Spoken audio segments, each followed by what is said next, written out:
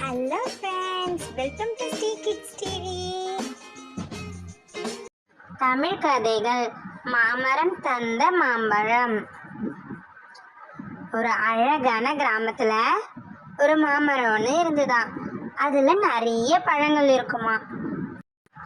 ரொம்ப சந்தோஷப்பட்ட மாமரம் சொல்லிச்சான், அடடா, இந்த சீசன்ல நிறைய பழங்கள் இருக்கே, அப்போ நிறைய பேர் நம்ம பழங்களை சாப்பிடுவாங்க அப்படின்னு ரொம்ப சந்தோஷப்பட்டுச்சான். மாமரம் சொன்னது போலவே நிறைய குழந்தைகள் அந்த மரத்துல மாம்பழம் இருக்கிறதுனால அது அருகில வந்து மாம்பழங்களை சாப்பிட்டாங்களாம். அது கீழேயே உட்கார்ந்து விளையாடிட்டு இருந்தாங்களாம். அதை பார்த்த மரத்துக்கு ரொம்ப சந்தோஷமா. ஒரு நாள் மதிய வேலையில மரத்துல இருந்து ஒரு பழம் கீழே விழுந்துருச்சான். அதை பார்த்த ஒரு பையன் எடுக்க போனானா. அப்போ அந்த பழம் பேச ஆரம்பிச்சுதான். ஏய், என்ன நீ தொடாத அப்படின்னு சொல்லிச்சான். அதை கேட்ட அந்த பையன் பயந்து அங்கிருந்து ஓடி போயிட்டானா. அப்புறம் மாமரம் பேச ஆரம்பிச்சுதான். ஏய் மாம்பழமே, உன்னோட பணி என்ன? நீ அடுத்தவங்களுக்கு உணவாடுறது தானே உன்னுடைய குணம். அதை விட்டுட்டு ஏன் இப்படி பேசுற அப்படின்னு கேட்டுச்சான். அதை கேட்ட மாம்பழம் திமிரா பதில் சொல்லிச்சான். நான்லாம் யாருக்கும் உணவாக மாட்டேன், நான் இந்த உலகத்தை சுத்தி பார்க்க போறேன் அப்படின்னு சொல்லிட்டு உலகத்தை சுத்தி பார்க்க அங்கிருந்து ஓடி போச்சான். அங்கிருந்து போன மாம்பழம் ஒரு வழியா கிராமத்தை விட்டு வெளியில வந்துடுச்சான். அதுக்கப்புறம் ஒரு காட்டுக்குள்ள நடந்து போச்சான் மாம்பழம். அங்கிருந்து கொஞ்ச தூரம் போனதும் ஒரு ஆத்தங்கரை வந்துதான். அந்த இடத்துக்கு வந்ததும், அப்பா ரொம்ப தூரம் நடந்து வந்துட்டோம், கொஞ்ச நேரம் படுத்து ஓய்வெடுப்போம் அப்படின்னு அங்க அசதியா படுத்து தூங்குச்சான் மாம்பழம். அந்த நேரத்துல அங்க மழை பெஞ்சுதான். அந்த மழை அதிகமா இருக்கவும் மாம்பழத்து மேல மண்ணு மூடிக்குச்சான். தூங்கி எழுந்த மாம்பழத்துக்கு ரொம்ப அதிர்ச்சி ஆயிடுச்சான். ஐயோ, என்ன நம்ம மண்ணுக்குள்ள இருக்கோம், எப்படி வெளியில போறதுன்னு தெரியலையே அப்படின்னு நினைச்ச மாம்பழம் அழ ஆரம்பிச்சுதான்.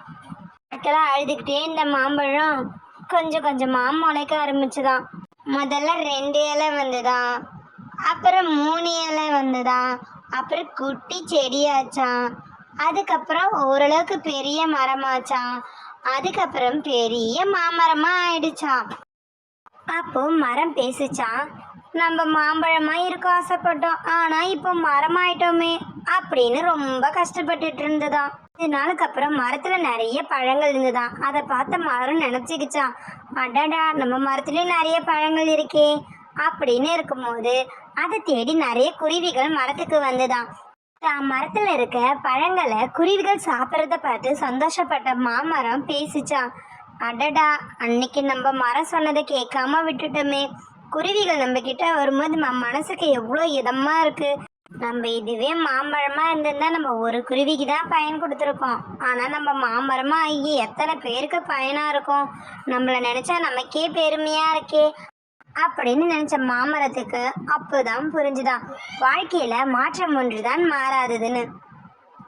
இந்த கதையில இருந்து நம்ம என்ன தெரிஞ்சுக்கிறோன்னா, ஒரு மாமரம் நிறைய பழங்களை மற்றவங்களுக்கு கொடுத்து ரொம்ப சந்தோஷப்பட்டுட்டு இருந்தது. ஆனா அதுல காய்ச்ச ஒரு மாம்பழத்துக்கு இந்த உலகத்தை சுத்தி பார்க்கணுன்ற ஆசை இருந்ததே தவிர மற்றவங்களுக்கு உதவணுன்ற ஆசை இல்லை. ஒரு நாள் அது ஆத்தங்கரையில ஓய்வெடுக்கும் போது அது மேல மூடின மண்ணால அது ஒரு மரமா மாறிடுச்சு. அந்த மரமும் மறுபடியும் பழங்களை குருவிகளுக்கு கொடுத்து சந்தோஷமா இருந்தது. இதுல இருந்து நம்ம என்ன தெரிஞ்சுக்கிறோம்னா, மாற்றங்கள் நம் வாழ்க்கையில நடந்துகிட்டே தான் இருக்கும். அந்த மாற்றங்களை நம்ம ஏத்துக்கணும். அப்பதான் நம்மளோட வாழ்க்கை இனிமையா அமையும். இததான் பெரியவங்க வாழ்க்கையில மாற்றம் ஒன்றே மாறாதது அப்படின்னு சொல்லியிருக்காங்க.